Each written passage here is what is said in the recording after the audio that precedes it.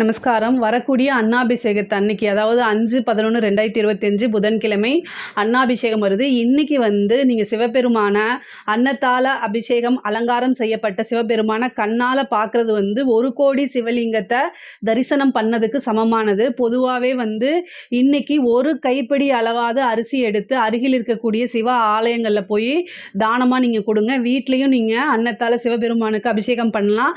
முடியாதவங்க வீட்டுக்கு அருகில் இருக்கக்கூடிய சிவனுடைய ஆலயம் சென்று அங்கே அபிஷேக ஆராதனைகளை கலந்துக்கிட்டு சிவபெருமான கண்ணார தரிசனம் பண்ணுங்க. இதனால ஒரு வருடம் முழுவதுமே உணவுக்கு தட்டுப்பாடு இருக்காது.